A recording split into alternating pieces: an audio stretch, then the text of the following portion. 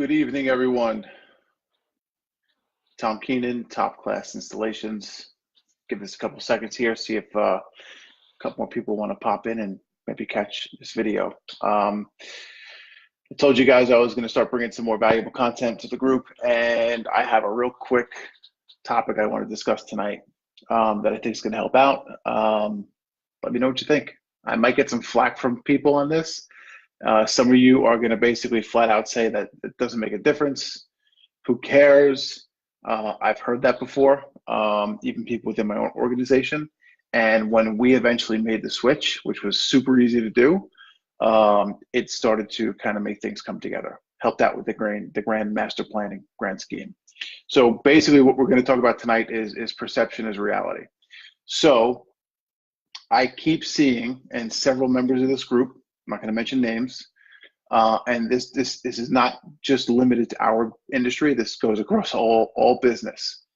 If you're a business owner or you work for a business, get an email address that ends in your custom domain name. So for instance, our email address at Top Class is the person's name, first initial last name, at topclassinstallations.com. We're not using at Gmail, we're not using at Yahoo, and God forbid, no, we're not using at AOL. If you're using any of that stuff, please stop right now and revisit and go and spend $5 a month. It's all it costs. It's $5 a month and maybe $1 or $2 for the hosting fee for the custom domain. So I'm going to lay out some real quick, simple steps here, and this is going to help you guys boost up your businesses and appear more professional. Listen, we're in an industry and we're dealing business to business. We're in a B2B business, not a B2C for the most part. I know a lot of you guys do audio and remote start still. That's different. But when you're dealing in B2B, you have to come across as professional as possible, and you want people to think that you are bigger than what you really are, essentially. So this is what I suggest. Go to Gmail. For $5 a month, you can open up a paid email account. And what you can do is associate that email account with your custom domain. If you do not have a custom domain, it is super, super, super simple to get one. You can do it right through Gmail. They offer the service. You can do it through GoDaddy. You can do it through Bluehost. You can do it through probably 10,000 other web hosting services out there. It's dirt cheap. It's going to cost you a couple dollars a month. I mean, seriously, I think I went in and I bought the Top Class domain, and I bought it and I stretched it out over a number of years. So it's just never going to expire, where you put the credit card on there and you let it charge it once a year for the $20 or whatever it costs you. And that domain is pretty much yours indefinitely. The next thing to do is go into Gmail, set up the account. They kind of make sure that the domain is yours. They do some authentication. The beauty of it is, and if I had to go back in time and do everything over again, from building the structure of my business from, a two-man show, myself and my partner Jimmy, to what it is now, roughly 15 people, if not more at this point, I would have gone the Gmail route. Now, I currently do not use Gmail, and I wish I did. And my personal email account is Gmail, and I love it. It's super simple, very easy to use. The beauty of this too is you don't need a website for this. You don't have to go off the deep end and spend thousands of dollars on having a website built. So that's actually what we did, and we did it kind of ass backwards. We had a website built, it cost us a bunch of money, and that opened up the Bluehost to us. Bluehost is our hosting company, and then we started creating Top Class email accounts within Bluehost. Now it's easy to do. You go in there, you fire them up. But the actual email platform is awful within Bluehost. So we wind up taking those emails out of there and putting them into Outlook. And it's okay. Outlook is great. Gmail is just much easier to use, in my personal opinion. So go in, spend the $5, and unlock all of the amazing features of the G Suite. You're going to get, Google Calendar. Google Calendar, I can't speak highly enough about.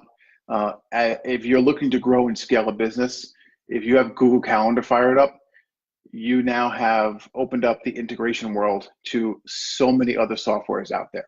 If you're using a calendar software such as Calendly or Schedule Once, you can send out your calendar link to people and say, hey, you know, I have these times for a conference call, or I have these availabilities. You could automate your availability to these people, and that then syncs to your Gmail calendar. So you're not actually entering any of the data. Send out your calendar link, they pop in a couple of details, and boom, you get everything right back to you, and everything's automated. Pretty cool. You can even block out which times you're not available. So as far as the perception is concerned, you know, if you have a real domain name such as at topclassinstallations.com or at whatever your GPS company name is.com, you know, such and such installs, whatever you want to call it, I don't care, that's up to you. But please, I implore all of you, spend a little bit of time, doesn't take much, spend a couple of dollars, invest it into your business, and that small investment will start paying you in dividends. It might take some time. Usually business investments, from my experience, they take a while to pay off, but you have to start bulking up the framework and the infrastructure of the business if you want to ever see your business grow from, say, a solopreneur or a 2 or 3 man shop to something a little bit larger. So that's it. I hope this helps you guys. Pretty simple stuff. I could talk about this for days on end ad nauseum at some points. So I like to geek out about it. If you guys have any questions about setting it up or other softwares that might integrate with it, I'd be more than open to chat with any of you on here. And that's it. So I got some more content coming in the next couple of days. The next time I get on here, it's going to be a pretty deep session. We're going to go into a pretty long talk about how to hire your first assistant and the processes, the unconventional processes that we use over here to filter out the crap. Because everyone here knows there's a lot of crap out there when it comes to hiring people. So I'm going to give you guys a lot of tips and tricks to assess who you are, assess who the right fit would be for you, and then to how to kind of structure a whole process to put into place to almost automate the hiring process to weed out the people who do not fit your needs without you having to physically pick up a phone and speak to them. All right, I hope this is cool. If you guys like this kind of stuff, please give me feedback. If you don't like it, give me feedback still, and I can change it around and talk about some other stuff.